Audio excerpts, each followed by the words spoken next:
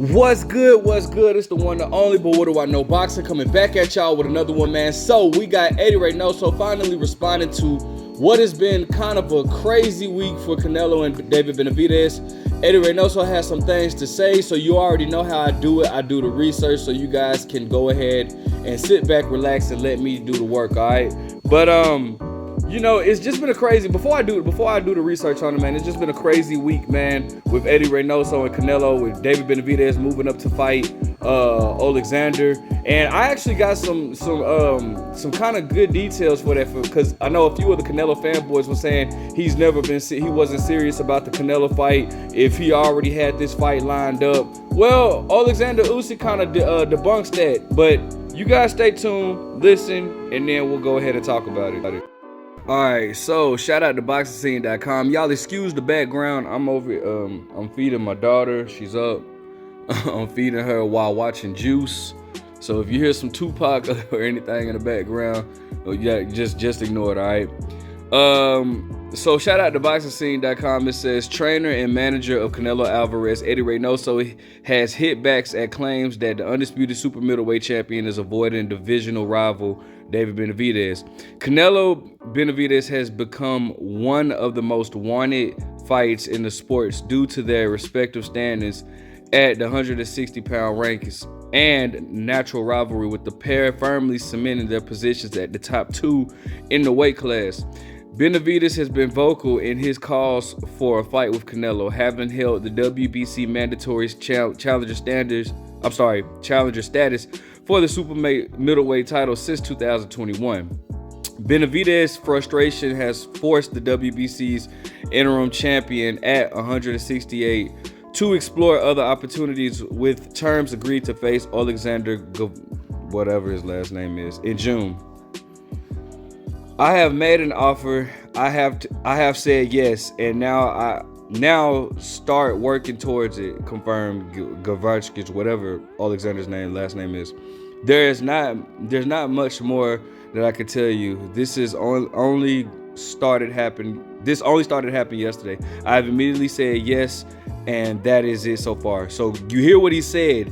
There's not much more I can tell you. This only started happening yesterday. So the fight was reached upon and agreed upon yesterday. It's not like they had this fight, they've had this fight for the longest or whatnot. This all happened yesterday.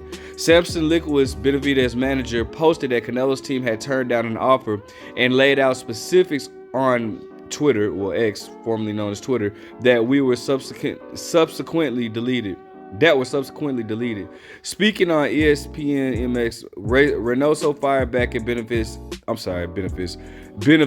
and his team that Canelo has actively avoided a fight with his longtime WBC mandatory challenger, and he denied an offer had been made for a fight between the super middleweight rivals.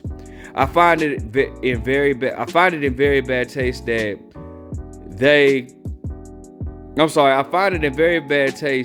they say Canelo was afraid of him, Reynoso told ESPN. I don't know how they dare to classify a fighter as fearful who did not hesitate to face Mayweather. I mean, that was a cash cow, that was a cash cow. Mayweather moved up in weight. It's not like he was a hard hitter or not. It's not like he was the bigger fighter or anything like that. Who faced Miguel Cotto. And I give him credit on that. I give him credit for Miguel Cotto, even though it's funny how some of these same Canelo fanboys were saying Miguel Cotto was old when Mayweather fought him, but wants to give Canelo credit for fighting Miguel Cotto, who faced the fearsome Gennady Golovkin. That's okay, and I'll give him credit for that. That's true. That's true too. That's not up for debate. When he had knocked out half the world, who rose to light heavyweight, risking everything to face Dmitry Bivol. The reality is that none of the big promoters had given me an offer to fight Benavidez.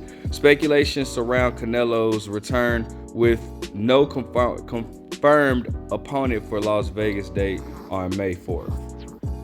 All right, now, so for the Canelo fanboys who, for one, was saying that the fight, David Benavidez had a fight already in line or whatnot, well, Alexander just kind of debunked that by stating this all came up not I'm sure. Well, they agreed to the fight. They agreed to the fight yesterday, but nothing has been signed yet. As it's not been on BoxRec or anything like that. But they agreed to the fight yesterday.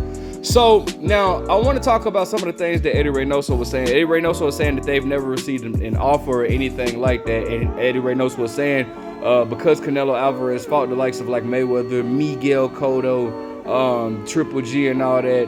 Why would he be afraid to fight David Benavidez? But this is here's my issue with that, right? With the Mayweather fight, guess what? He was calling out Mayweather, right? With Miguel Cotto, guess what? He was calling out Miguel Cotto, right?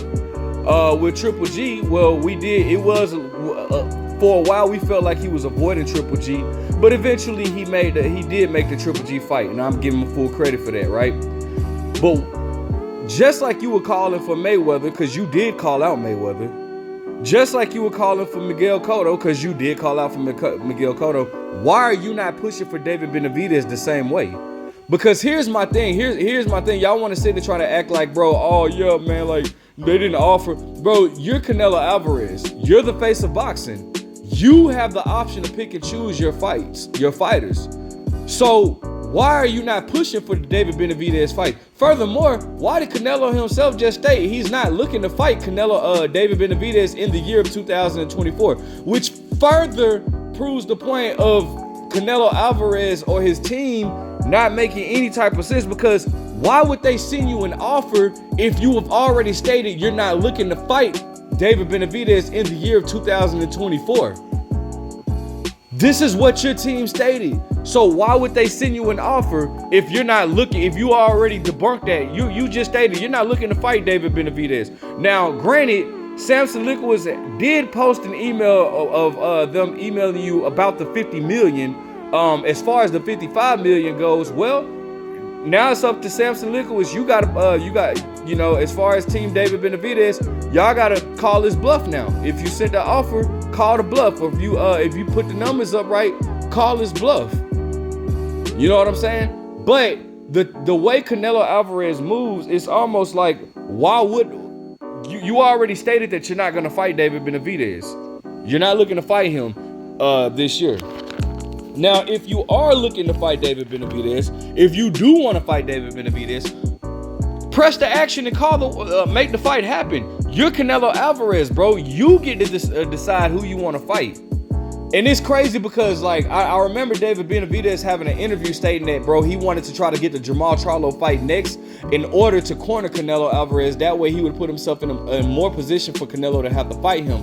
But I knew that fight wasn't going to happen, because from basically how it goes, if the PBC comes up to you and says, all right, look, you could fight Canelo Alvarez for this much, or you could fight David Benavidez next for this much, I already knew Jamal Charlo wasn't going to choose to fight David Benavidez, a much more riskier fight and for less money than to fight Canelo Alvarez. And you can't blame Jamal Charlo for that, because fighting Canelo Alvarez is much more on the line. You get a chance to fight for undisputed super middleweight, and you get more money, and you fight a bigger name. Because let's keep it 100. Canelo is the bigger name. So I knew that wasn't gonna happen, because Jamal Charlo will ultimately pick to fight Canelo Alvarez over David Benavidez. So I knew David Benavidez wasn't gonna get the Jamal Charlo fight. That's why Canelo Alvarez wasn't worried about that.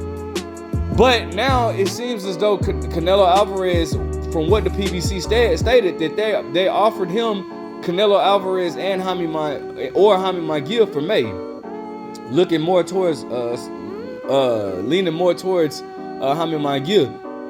But again, for you guys that don't understand the business of boxing, Canelo Alvarez tells the PBC what fights they want, what fight he wants, and they try to make it happen. Ultimately, it's up for the fighter to sign, because you can't make a fighter fight. The fighter has to still sign.